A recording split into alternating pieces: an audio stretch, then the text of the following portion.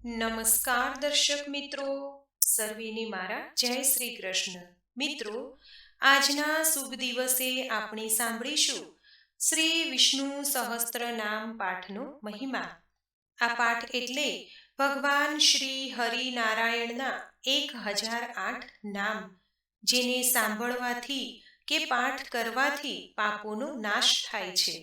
ઘણી વખત આપણને વિષ્ણુ સહસ્ત્રનામ પાઠ કરવાનો સમય હોતો નથી, ત્યારે આ વિષ્ણુ સહસ્ત્ર જે સંક્ષિપ્તમાં આપેલું છે તેને પણ સાંભળી શકાય. ભગવાન હરિના જે 1008 નામ છે તેને એક સ્તુતિના સ્વરૂપમાં સંક્ષિપ્તમાં આવરી લેવામાં આવ્યા છે. આ વિષ્ણુ સહસ્ત્ર એ ખૂબ જ દિવ્ય સહસ્ત્ર છે, જેના પઠન, વાંચન કે સાંભળવા માત્રથી પણ સર્વે પાપો નષ્ટ થાય છે. જીવનમાં અને ઘરમાં જો આ પાઠ નિત્ય કરીએ તો સુખ અને શાંતિ બની રહે છે. આ પાઠને નિત્ય કરવાથી જીવનમાં અને ઘરમાં સુખ શાંતિ બની રહે છે. તો મિત્રો, આવો આપણે સાંભળીએ શ્રી વિષ્ણુ સહસ્ત્ર નામનો પાઠ. જે મનુષ્ય શ્રી હરિના મંદિરમાં નિત્ય પ્રભાત, મધ્યાહન અને સાયંકાળ એમ 3 વાર, 2 વાર કે પછી 1 વાર પણ આ વિષ્ણુ સહસ્ત્રનો પાઠ કરે છે, તેના સર્વ પાપ કર્મો નાશ પામે છે. જે મનુષ્ય આ સ્તોત્રનો પાઠ ભાવ ભક્તિથી કરે છે, તેના શત્રુઓ બળી જાય છે. તેના પર સર્વે ગ્રહો ઉપગ્રહો શાંત રહે છે અને તેના સર્વે પાપ વિનાશ પામે છે. જેણે શ્રદ્ધા ભક્તિપૂર્વક આ સ્તોત્રનું ધ્યાન કર્યું કે શ્રવણ કે પાઠ કર્યા, તેણે સર્વ દાન આપ્યા અને રૂડા પ્રકારની પૂજા કરી એમ સમજવું. અંત વિનાના હજારો સ્વરૂપવાળા, હજારો ચરણ, મસ્તક, સાથળ અને બાહુવાળા પરમાત્માને નમસ્કાર હો. 1000 નામવાળા અને 1000 કોટી યુગને ધારણ કરનાર એવા શાશ્વત બ્રહ્મ પુરુષને નમસ્કાર હો. જેની નાભીમાં કમળ એવા ભગવાન શ્રી વિષ્ણુને નમસ્કાર હો. જળમાં શયન કરનાર શ્રી વિષ્ણુ ભગવાનને નમસ્કાર હો. હે કેશવ, હે વાસુદેવ, આપને નમસ્કાર હો.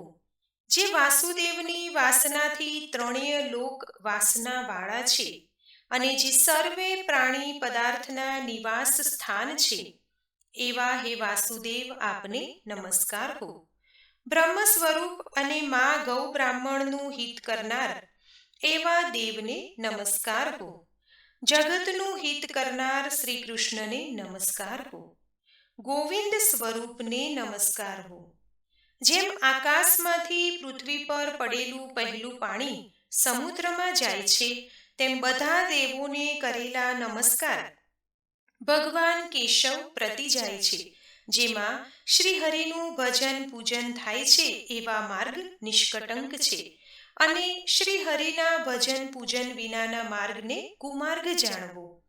બધા વેદો જાણવાથી જે પુણ્ય મળે છે અને સર્વ તીર્થ યાત્રાથી જે ફળ મળે છે, તે સમગ્ર ફળ દુષ્ટોનો નાશ કરનાર શ્રી વિષ્ણુ ભગવાનની સ્તુતિ શ્રદ્ધાપૂર્વક કરવાથી મળે છે. જે મનુષ્ય શ્રી હરિના મંદિરમાં નિત્ય પ્રભાત, મધ્યાહન અને સાયંકાળ એમ 3 વાર, 2 વાર કે પછી 1 વાર પણ આ વિષ્ણુ સહસ્ત્રનો પાઠ કરે છે, તેના સર્વ પાપ કર્મો નાશ પામે છે. જે મનુષ્ય આ સ્તોત્રનો પાઠ ભાવભક્તિથી કરે છે, તેના શત્રુઓ બળી જાય છે. તેના પર સર્વે ગ્રહો ઉપગ્રહો શાંત રહે છે અને તેના સર્વે પાપ વિનાશ પામે છે. જેણે શ્રદ્ધા ભક્તિપૂર્વક આ સ્તોત્રનું ધ્યાન કર્યું કે શ્રવણ કે પાઠ કર્યા, તેણે સર્વ દાન આપ્યા અને રૂડા પ્રકારની પૂજા કરી એમ સમજવું.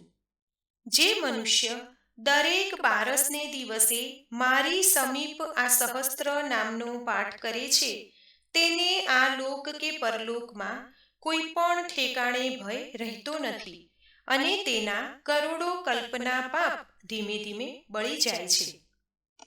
હે અર્જુન, જે મનુષ્ય પીપળાની પાસે કે તુલસીની પાસે બેસીને આ શ્રી વિષ્ણુ સહસ્ત્ર નામનો પાઠ કરે છે તે કરોડો ગાયોના દાનનું ફળ પામે છે. વળી જે મનુષ્ય નિત્ય શિવાલયમાં અથવા તુલસીના વનમાં બેસીને નિત્ય શ્રી વિષ્ણુ સહસ્ત્ર નામનો પાઠ કરે છે તેના સર્વ પાપ અને દુઃખ નાશ પામે છે. પછી ભલે તેમાં બ્રહ્મ ઇત્યાદિ ઘોર પાપ હોય તો પણ તે સર્વ નાશ પામે છે, એવું ચક્રધારી ભગવાનનું વચન છે. ઇતિ શ્રી જન્મ મહાભારત ભીષ્મ યુધિષ્ઠિર સંવાદે શ્રી વિષ્ણુ દિવ્ય સહસ્ત્ર નામ સંપૂર્ણ. શ્રી કૃષ્ણ ભગવાનને નતમસ્તક અર્પણ. મિત્રો, હું આશા રાખું કે આજનો આ વિડીયો તમે પૂરો સાંભળ્યો હશે. જો વિડીયો પસંદ આવ્યો હોય તો લાઈક કરજો, મિત્રો સાથે શેર કરજો. કમેન્ટમાં ભગવાન શ્રી હરિનું નામ અવશ્ય લખજો. ચેનલને પહેલી જ વખત જોઈ રહ્યા છો તો સબસ્ક્રાઇબ કરી લેજો, જેથી નવા આવનારા તમામ વિડીયો આપને મળતા રહે. ધન્યવાદ. સર્વેને મારા જય શ્રી કૃષ્ણ.